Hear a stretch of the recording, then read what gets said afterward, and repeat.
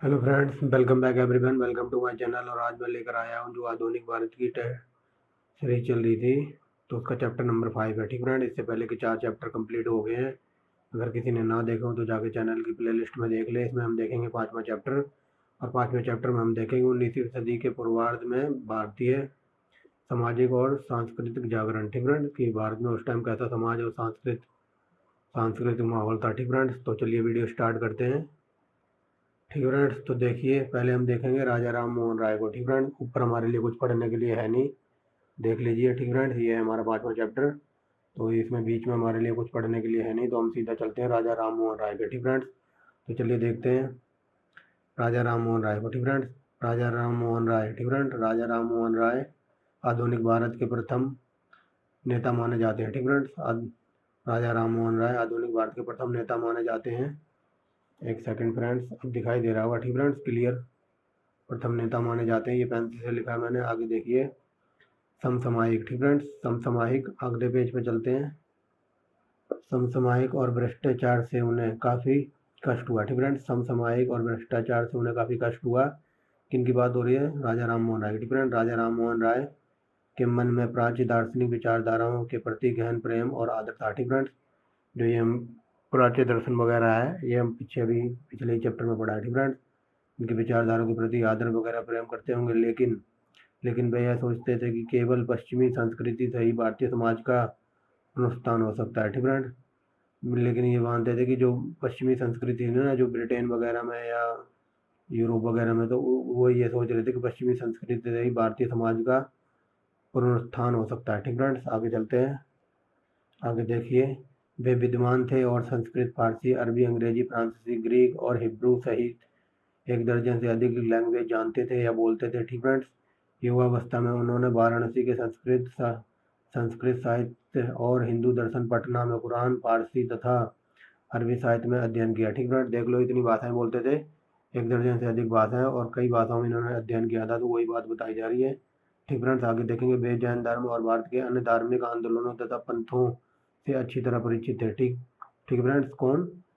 राजा राम मोहन राय। वे जैन धर्म और भारत में आर्थिक आंदोलनों तथा पंथों से अच्छी तरह, मतलब जान पहचान हो गई इनसे। ठीक फ्रेंड्स, परिचित थे। ठीक फ्रेंड्स, आगे देखेंगे, बाद में उन्होंने पाश्चात्य चिंतन और संस्कृत पर गहरा अध्ययन किया। ठीक फ्रेंड्स, किसने? राजा राम मोहन राय ने। आगे देखेंगे, यहाँ से उन्होंने 1809 में फारसी में अपनी प्रसिद्ध पुस्तक गिफ्ट टू मोनोथिसिस, ठीक फ्रेंड, एक ईश्वरवादी का उपहार लिखी।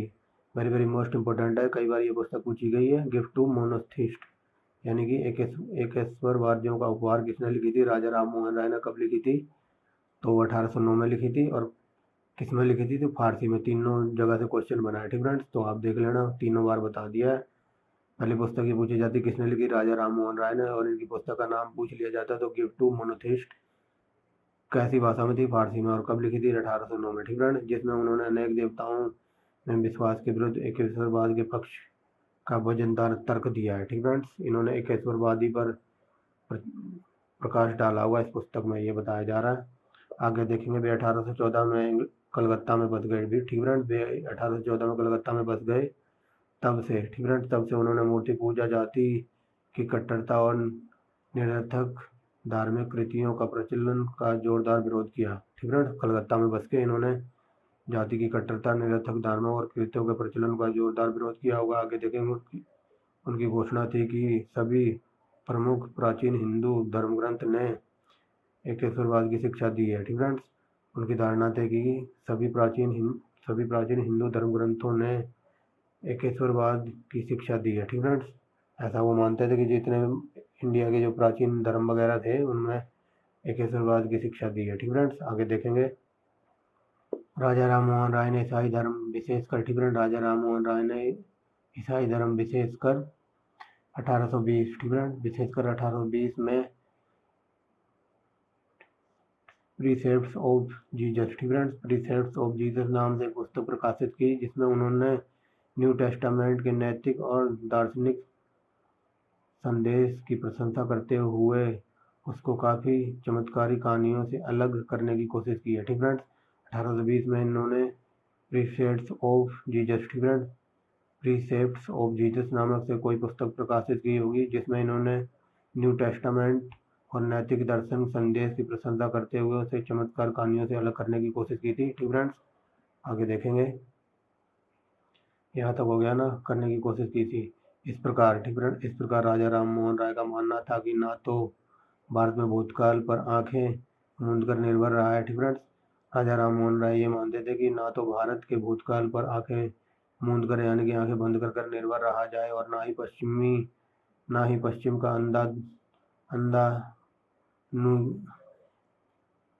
अंधानुकरण किया जाए। ठीक फ्रेंड्स, आगे देखेंगे। यहाँ तक हो गया ना ही पश्चिमी का अंधानुकरण किया जाए।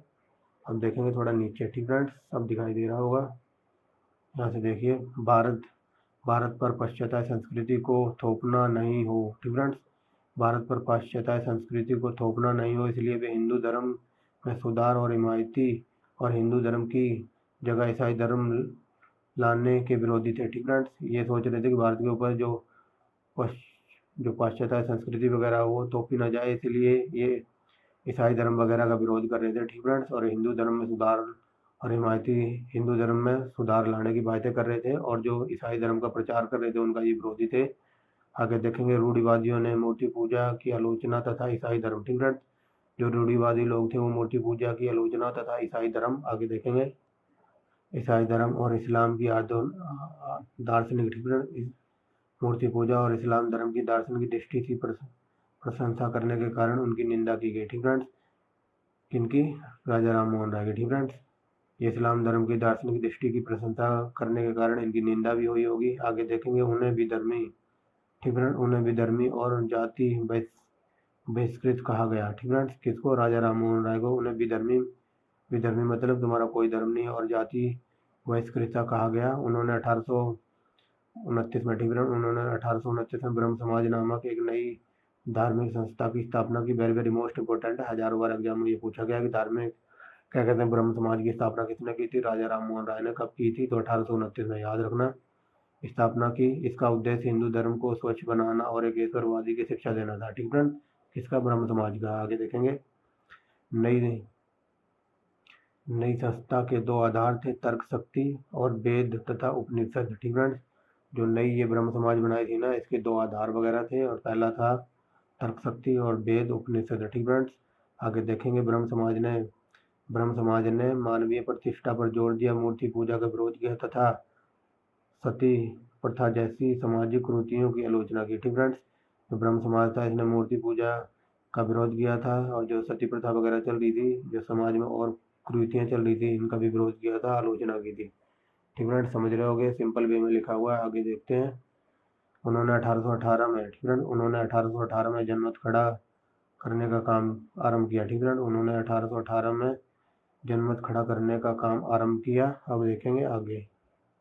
ठीक फ्रेंड्स, यहाँ से देखिए, ये राजा राम मोहन राय लिखा हुआ है। राजा राम मोहन राय ने, ठीक फ्रेंड, राजा राम मोहन राय ने इस प्रचलित विचार पर विरोध किया। ठीक फ्रेंड्स, राजा राम मोहन राय ने, ये ने लिखा हुआ है मैंने पेंसिल से, राजा राम मोहन राय ने इस प्रचलित विचार पर विरोध किया कि महिलाएं पुरुषों से बुद्धि में या नैतिक दृष्टि से निष्कृष्ट हैं। ठीक फ्रेंड्स, इन्होंने मतलब जो महिलाओं और पुरुषों के बीच जो भी भेदभाव था, ठीक फ्रेंड्स, ऊंच नीच का, तो उस पर भी इन्होंने विरोध जताया था। ठीक फ्रेंड्स, वही बात बताई जा रही है।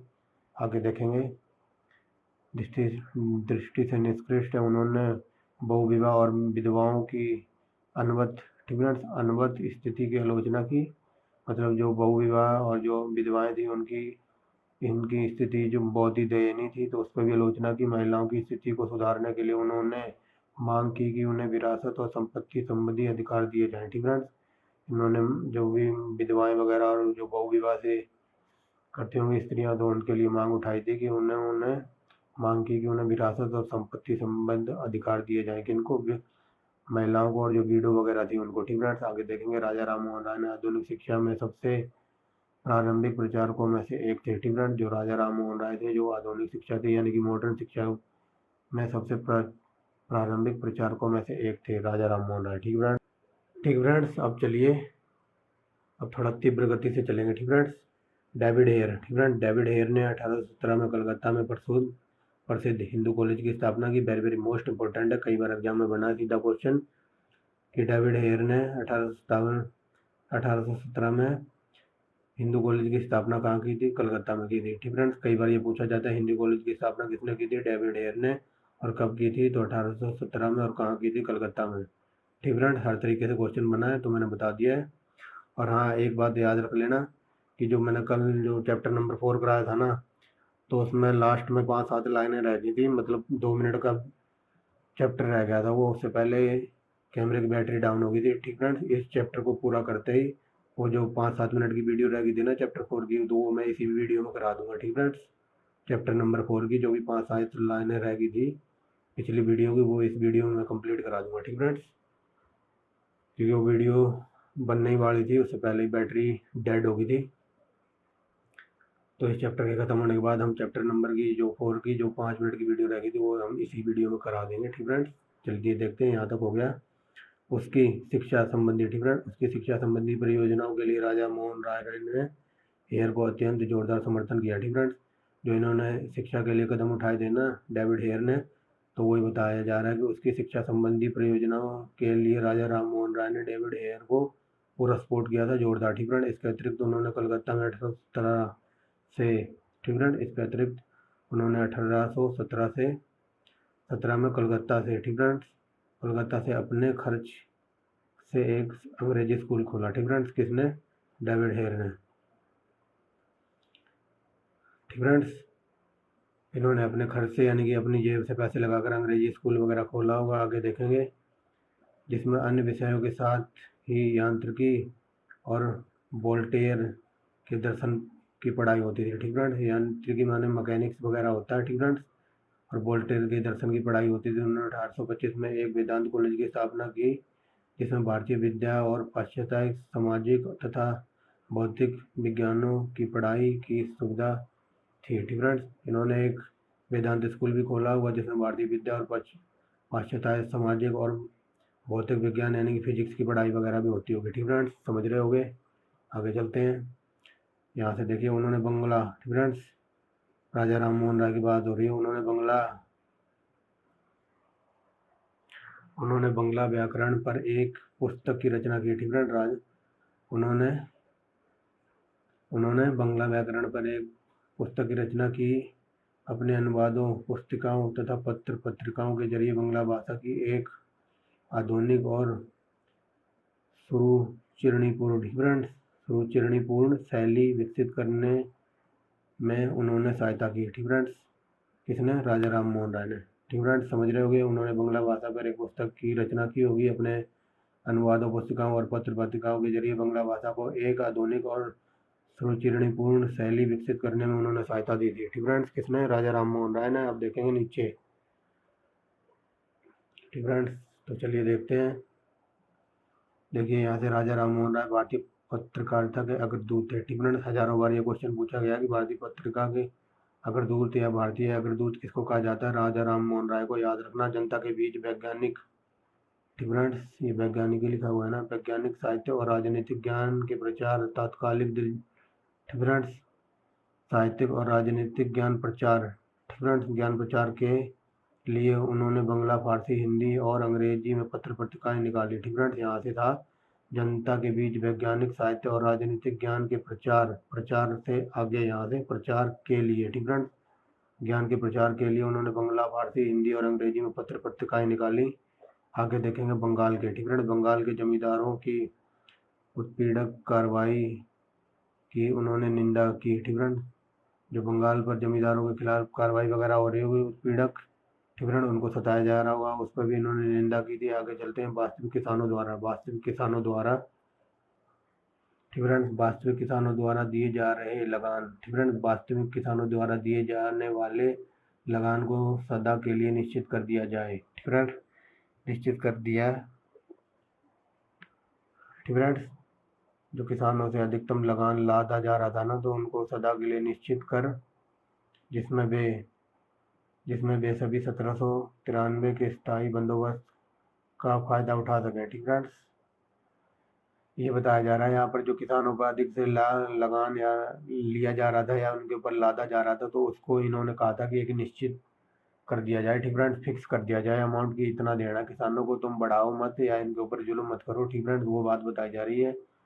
लगान को सदा के लिए निश्चित कर जिसमें वे 1793 में स्थायी बंदोबस्त का फायदा उठा सके। ठीक फ्रेंड्स, उन्होंने लखीराज यानी कि फ्री टैक्स जमीन पर लगान निर्धारित करने के प्रयासों के प्रति भी विरोध प्रकट किया। ठीक फ्रेंड्स, ये जमींदारों के जो लगान वगैरह टैक्स फ्री करने के लिए या उनकी ज़मीनों पर लगान निर्धारित करने के प्रयासों के लिए भी उन्होंने विरोध प्रकट किया था। उन्होंने कंपनी के व्यापारिक अधिकार को खत्म करने तथा भारतीय वस्तुओं से भारी निर्यात शुल्क हटाने की भी मांग की। ठीक फ्रेंड्स, इन्होंने जो व्यापारिक कंपनी वगैरह थे अधिकारों को उसमें ख़त्म करने के लिए मतलब कहा होगा कि जो तुम्हारे अधिकार वगैरह है कंपनियों में, तुम ऊंची पोस्ट पे अंग्रेजों को ही रखते हो, तो इसके विरुद्ध में भी इन्होंने विरोध किया होगा। ठीक फ्रेंड्स, कि सबको समान अधिकार मिलने चाहिए, भारतीयों को भी ऊंची ऊंची पोस्ट मिलनी चाहिए, अच्छी सैलरी मिलनी चाहिए, इसके विरोध में भी इन्होंने विरोध किया था। और जो भारतीय वस्तुएं थी ना, जो हमारे इंडिया का माल था, उस पर भारत में और इंग्लैंड में काफ़ी टैक्स लगा रखा था, उसको हटाने की भी इन्होंने मांग की थी। ठीक फ्रेंड्स, समझ रहे होगे। उच्च सेवाओं और भारतीयकरण, कार्यपालिका न्यायपालिका को एक दूसरे से अलग करके जूरी के जरिए मुकदमे की सुनवाई और भारतीय और यूरोपियों के बीच न्यायिक समानता की भी मांग की। ठीक फ्रेंड्स, ये सब मैंने पिछले चैप्टर में पढ़ाया है। तो यहाँ ये राजा राम मोहन राय ये कह रहे हैं कि जो भारत की जो सेवाएं वगैरह हैं, कार्यपालिका न्यायपालिका, इसमें भी एक दूसरे के लिए अलग अलग, ठीक फ्रेंड्स, अलग अलग जो जूरी वगैरह है ना, जो कानून वगैरह है, उनके मुकदमों की सुनवाई भारतीय और यूरोपीय जजों के जो भी कानून वगैरह है उनको समान किया जाए। ठीक फ्रेंड्स, भेदभाव ना किया जाए, क्योंकि हमने पिछले चैप्टर में पढ़ा है ना कि जो यूरोप के जो भी व्यापारिक लोग थे या लोग वगैरह, वो लूटपाट डकैती खून वगैरह करते थे, तो उनको उनके जो केस वगैरह हैंडल करते थे वो यूरोप के लोग ही करते थे, यूरोप के लोग ही जज बनते थे और उनको सजाएं भी हल्की देते थे या फिर उनको रिहा भी कर देते थे। ठीक फ्रेंड्स, इसलिए बोल रहा हूँ, जिसने पहले चैप्टर नंबर 4 ना देखा हो तो पहले वो देख लेना, उसके बाद इसको देखना, तब समझ में आएगा। ठीक फ्रेंड्स, आगे देखते हैं। राजा राम मोहन राय ने अंतर्राष्ट्रीय घटनाओं में गहरी दिलचस्पी ली, मतलब वो अंतर्राष्ट्रीय घटनाओं में भी गहरी दिलचस्पी लेते थे और उन्होंने हर जगह स्वतंत्रता, जनतंत्र और राष्ट्रीय आंदोलन का समर्थन, हर प्रकार से अन्याय उत्पीड़न के जुल्मों के खिलाफ विद्रोह किया। ठीक फ्रेंड्स, जो इंटरनेशनल लेवल की भी जो घटनाएं वगैरह थी, तो उनमें भी इन्होंने खास इंटरेस्ट लिया होगा। ठीक फ्रेंड्स, और जो राष्ट्रीय आंदोलन, जनमत राष्ट्रीय आंदोलन और समर्थन में हर प्रकार के अन्याय और उत्पीड़न के खिलाफ जुल्म का विरोध किया था इन्होंने। ठीक फ्रेंड्स, किन्होंने? राजा राम मोहन राय ने। अब आगे देखेंगे शिक्षा के क्षेत्र में डच गढ़ीसाज। ठीक फ्रेंड्स, शिक्षा के क्षेत्र में डच गढ़ीसाज डेविड हेयर और स्कॉटिश धर्म प्रचारक। ठीक फ्रेंड्स, देखिए अब दिखाई दे रहा होगा, स्कॉटिश धर्म प्रचारक अलेक्जेंडर डफ। ठीक फ्रेंड्स, अलेक्जेंडर डफ। आगे देखेंगे। फ्रेंड्स, अलेक्जेंडर डफ ने उनकी बड़ी सहायता की। ठीक फ्रेंड्स, जो डेविड हेयर थे और जो स्कॉटलैंड के जो धर्म प्रचारक थे अलेक्जेंडर डफ, उन्होंने इनकी बड़ी सहायता की थी। ठीक फ्रेंड्स, आगे देखें। भारतीय सहयोगियों में द्वारकानाथ टैगोर सबसे प्रमुख थे। ठीक फ्रेंड्स, जो भारत से सहयोग लोग कर रहे थे तो उनमें सबसे प्रसिद्ध थे द्वारकानाथ टैगोर। उनके अन्य प्रमुख अनुयायी थे प्रसन्न कुमार टैगोर, चंद्रशेखर देव और ब्रह्म समाज के प्रथम मंत्री ताराचंद चक्रवर्ती। ये इनके सहयोग कर रहे होंगे राजा राम मोहन राय का। ठीक फ्रेंड्स, समझ रहे होंगे। आगे देखेंगे डिरोजियो। ठीक फ्रेंड्स, डिरोजियो और Young Bengal, very very most important point है। ठीक फ्रेंड्स, आगे देखेंगे डिरोजियो और यंग बंगाल। तो चलिए देखते हैं। ठीक फ्रेंड्स, देखिए 19वीं सदी के तीसरे दशक के अंतिम वर्षों में, ठीक फ्रेंड्स, 19वीं सदी के तीसरे दशक के अंतिम वर्षों के दौरान, ठीक फ्रेंड्स, तीसरी सदी 19वीं सदी के तीसरे दशक के अंतिम वर्षों के दौरान, ठीक फ्रेंड्स, बंगालियों बुद्धिजीवियों के बीच एक अमूल परिवर्तनकारी प्रवृत्ति पैदा हुई। ठीक फ्रेंड्स, समझ रहे होगे। ठीक फ्रेंड्स, प्रवृत्ति पैदा हुई। आगे देखेंगे। राजा राम मोहन राय की अपेक्षा अधिक आधुनिक थी और उसे यंग बंगाल आंदोलन के नाम से जाना जाता था। आगे देखेंगे। ठीक फ्रेंड्स, यहाँ तक हो गया ना, यंग बंगाल आंदोलन के नाम से जाना जाता था।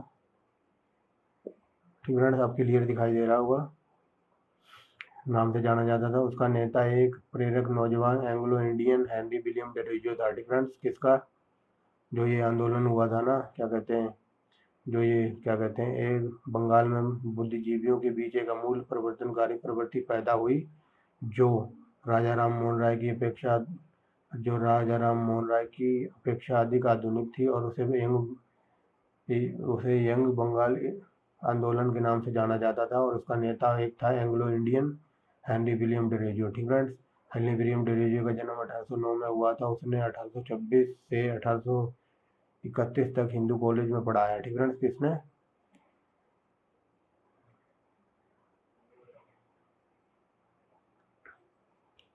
किसने क्या कहते हैं, हेनरी विलियम डरेजियो ने। ठीक फ्रेंड्स, आगे देखेंगे।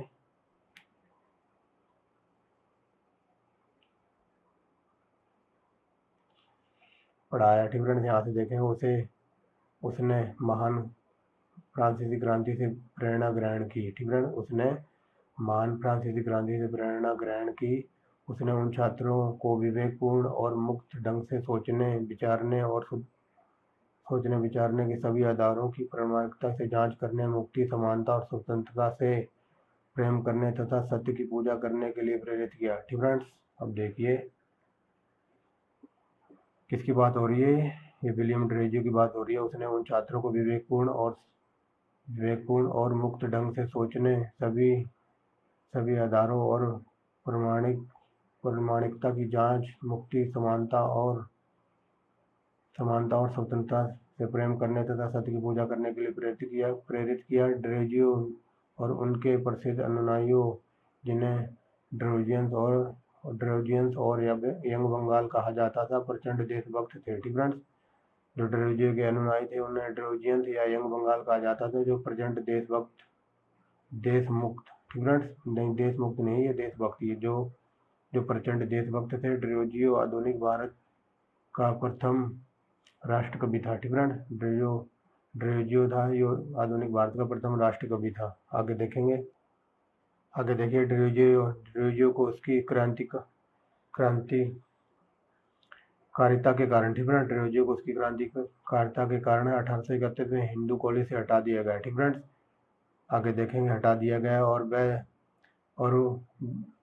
और वह उसके तुरंत बाद 22 वर्ष की युवावस्था में हैजे से मर गया। ठीक फ्रेंड्स, मतलब 1831 में इसको हिंदू कॉलेज से निकाल दिया गया था और उसके 22 साल मतलब युवा अवस्था में, मतलब अच्छा खासा यंग लड़का होगा तो युवा अवस्था में हैजे से मर गया। ठीक फ्रेंड्स, आगे देखेंगे। उन्होंने नारी शिक्षा की मांग की। ठीक फ्रेंड्स, उन्होंने नारी शिक्षा की मांग की कि मतलब स्त्रियों को भी पढ़ना लिखना चाहिए, किंतु वे अपने आंदोलनों को जन्म देने में सफल नहीं हुए। ठीक फ्रेंड्स, क्योंकि उन्होंने नारी शिक्षा की मांग की थी और वे अपने आंदोलनों को जन्म देने के लिए सफल नहीं हुए, क्योंकि ये बहुत ही कम अवस्था में मर गए थे। मात्र 22 साल की अवस्था में इनकी मृत्यु हो गई थी। ठीक फ्रेंड्स, इसलिए इनके आंदोलन ज़्यादा सफल वगैरह नहीं हो पाए हुए, क्योंकि उनके विचारों को फलने फूलने के लिए सामाजिक स्थितियाँ उपयुक्त नहीं थी। उन्होंने किसानों के हित के सवाल को नहीं उठाया। ठीक फ्रेंड्स, क्योंकि उन्होंने किसानों के हित लिखा हुआ है। ठीक फ्रेंड्स, किसानों के हित के सवालों को नहीं उठाया, मतलब इनकी जो विचारधारा वगैरह थी ना, वो एज ए कॉपी थी। ठीक फ्रेंड्स, मतलब एक किताब के अंदर थी, किताब वगैरह उन्होंने लिखी थी तो उसके अंदर बताया गया था, मतलब खुल के ये सामने नहीं आ रहे थे। ठीक फ्रेंड्स, और जो भी ये कहना चाह रहे थे तो वो ज़्यादातर शिक्षा वगैरह लेडीजों के वगैरह पर करना चाह रहे थे, और इन्होंने किसानों के बारे में कोई भी कुछ नहीं कहा होगा, तो इसलिए इनका जो आंदोलन वगैरह है ज़्यादा सफल नहीं हो पाया। ठीक फ्रेंड्स, उन्होंने किसानों के हित में सवाल नहीं उठाए। यही नहीं तो वे, ठीक फ्रेंड्स, यही नहीं, वे जनता के साथ अपने संपर्क नहीं बना सके। ठीक फ्रेंड्स, जो जनता के साथ ये संपर्क नहीं बना पा रहे थे क्योंकि क्रांतिकारिता किताब थी। ठीक फ्रेंड्स, जैसा कि मैंने बताया, जिनकी ये जो लाइनें बताई जा रही हैं, ये किसानों के खिलाफ कुछ नहीं कर पाए, और जो ये लेडीजों को शिक्षा दिलाने की प्रवृत्ति पर जोर लगा रहे थे, तो ये सिर्फ एक किताब में इनकी बातें लिखी हुई थी। ठीक फ्रेंड्स, वो लिखा है ना, वस्तुतः उसकी क्रांतिकारिता एक किताब थी, वह भारतीय वास्तुकला को पूरी तरह समझने में, ठीक फ्रेंड्स, असफल रहे। ठीक फ्रेंड्स, क्योंकि वह भारत की वास्तुकला को पूरी तरह में समझने में असफल रहे थे। ठीक फ्रेंड्स, ये लिखा हुआ है, असफल रहे थे। ठीक फ्रेंड्स, आगे देखेंगे। राष्ट्रीय आंदोलन के प्रसिद्ध नेता सत्येंद्रनाथ बैनर्जी। ठीक फ्रेंड्स, राष्ट्रीय आंदोलन के प्रसिद्ध नेता थे सुरेंद्रनाथ बैनर्जी ने डरोजियो और के अनुयायियों को बंगाल का आधुनिक सभ्यता का अग्रदूत का कहा है। ठीक फ्रेंड्स, जो राष्ट्रीय आंदोलन के प्रसिद्ध नेता थे ना सुरेंद्रनाथ बैनर्जी, तो इन्होंने डरेजियो के अनुयायियों को बंगाल का आधुनिक भारत का अग्रदूत कहा है। ठीक फ्रेंड्स, अब देखेंगे देवेंद्रनाथ ठाकुर और ईश्वर चंद्र विद्यासागर को, इन्होंने बहुत ही अच्छा योगदान दिया था हमारे इतिहास में। ठीक फ्रेंड्स, तो इन्हीं को देखेंगे। ब्रह्म समाज को, ठीक फ्रेंड्स, ब्रह्म समाज को रविंद्रनाथ ठाकुर के पिता देवेंद्रनाथ ठाकुर ने पुनर्जीवित किया। ठीक फ्रेंड्स, ब्रह्म समाज को रविंद्रनाथ ठाकुर के पिता देवेंद्रनाथ ठाकुर ने जीवित किया। ठीक फ्रेंड्स, पुनर्जीवित किया। उन्होंने राजा राममोहन राय के विचारों के प्रचार के लिए 1839 में तत्वबोधिनी सभा की स्थापना की। वेरी वेरी मोस्ट इंपोर्टेंट, हजारों बार पूछा गया है। तो ये कह रहे हैं कि मतलब क्वेश्चन ही बनता है कि तत्वबोधिनी समाज की स्थापना कब हुई, 1839 में किसने की थी? तो ये की थी, क्या कहते हैं, देवेंद्रनाथ ठाकुर ने। ठीक फ्रेंड्स, आगे देखेंगे। स्थापना की उसमें राजा राममोहन राय और डरेजियो के प्रमुख अनुयायी तथा ईश्वर चंद्र विद्यासागर और अक्षय कुमार दत्त जैसे स्वतंत्र चिंतक शामिल हो गए। ठीक फ्रेंड्स, किसमें? तत्वबोधिनी सभा में। आगे देखेंगे यहाँ से 1843 में देवेंद्रनाथ ठाकुर ने ब्रह्म समाज को पुनर्गठित किया और उसमें नया जीवन डाला। ठीक फ्रेंड्स, 1843 में देवेंद्र ठाकुर ने ब्रह्म समाज को दोबारा से एकजोड़ किया हुआ या पुनर्गठित किया और उसमें दोबारा नया जीवन डाला। ठीक फ्रेंड्स, आगे देखेंगे। समाज ने सक्रिय रूप से विधवा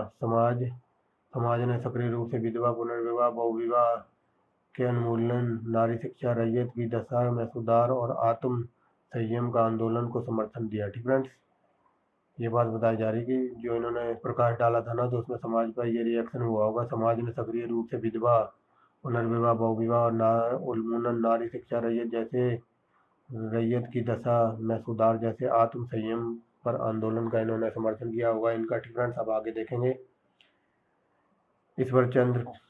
पंडित ईश्वर चंद्र विद्यासागर। ठीक फ्रेंड्स, पंडित ईश्वर चंद्र विद्यासागर का जन्म, ठीक फ्रेंड्स, का जन्म 1820 में एक गरीब परिवार में हुआ। अपने को शिक्षित करने के लिए उन्होंने कठिनाई से संघर्ष किया और अंत में वे 1851 में संस्कृत कॉलेज के प्रिंसिपल के पद पर पहुंचे। ठीक फ्रेंड्स, ये प्रिंसिपल बन गए होंगे। शुरू में इन्होंने कठिनाई से पढ़ाई लिखाई की होगी और इनका परिवार बहुत ही गरीबी में था, तो इनका परिवार भी गरीबी में था, तो इनका जन्म भी गरीबी में हुआ।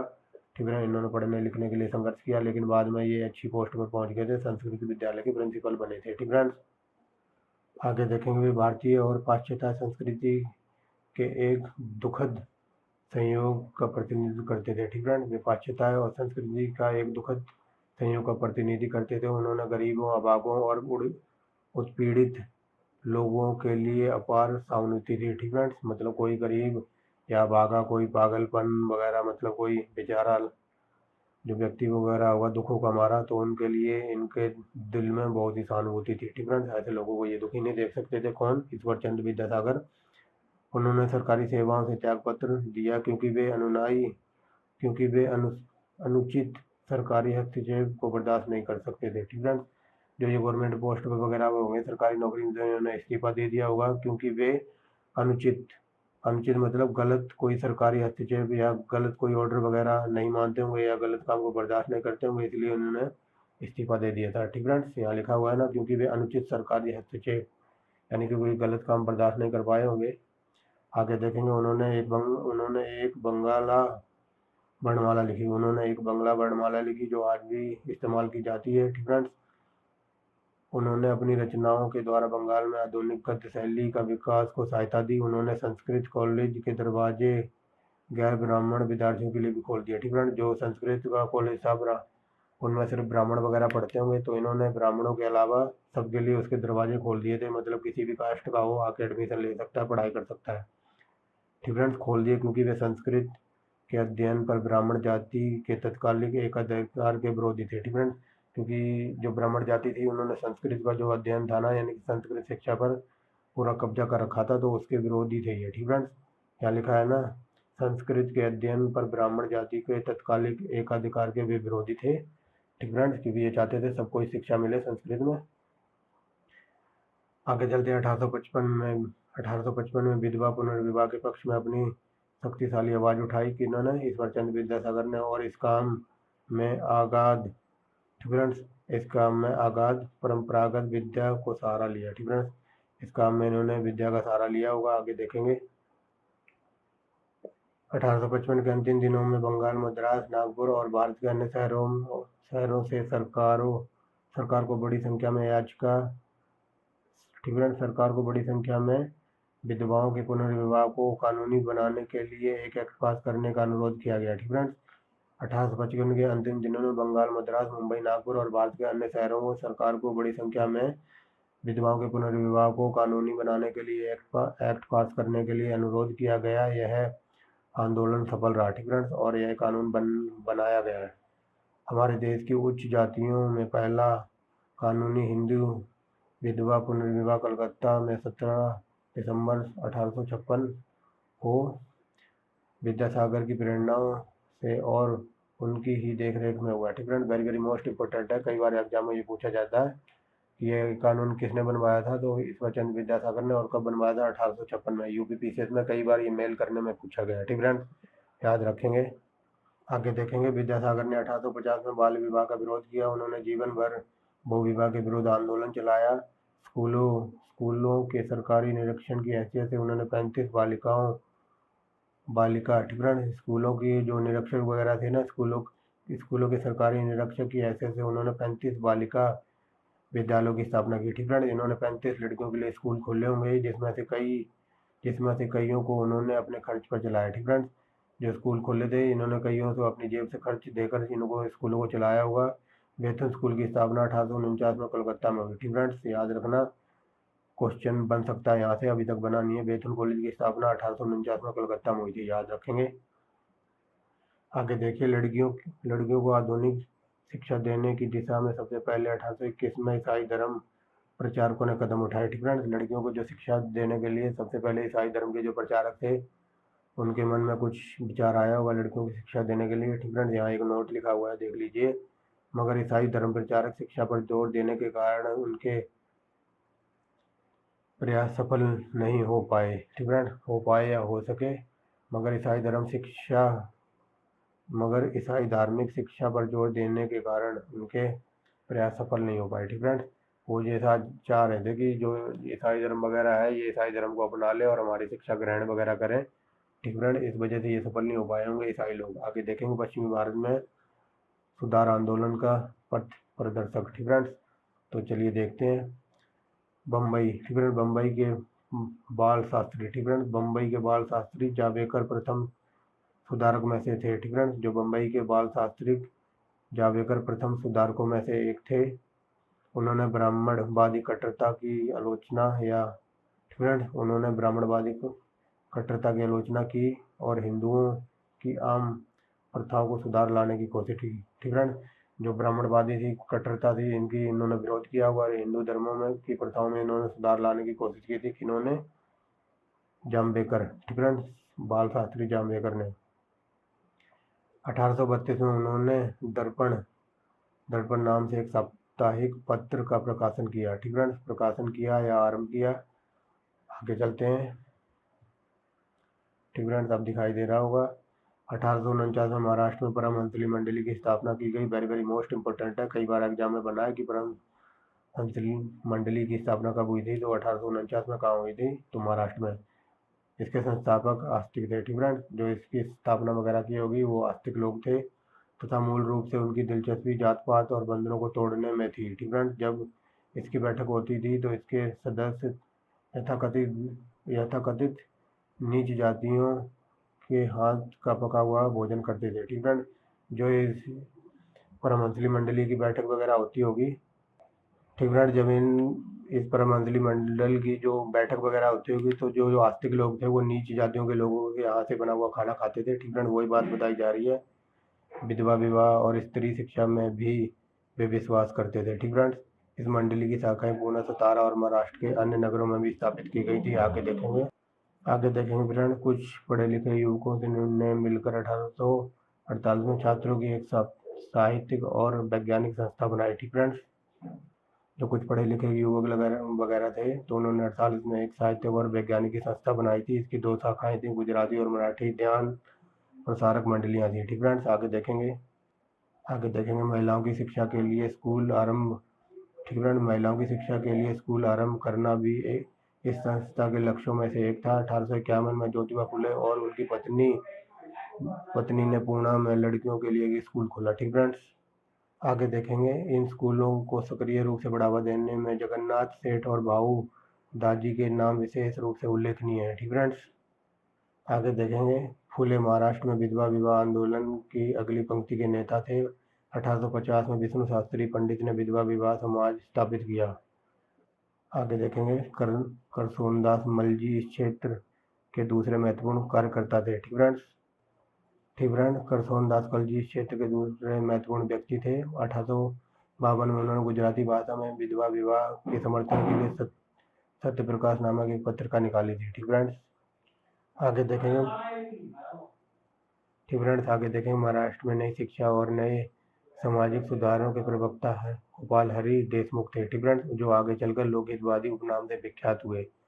गोपाल हरि देशमुख कौन थे? लोकहितवादी नेता थे, कई बार एग्जाम में बना है। ठीक फ्रेंड्स,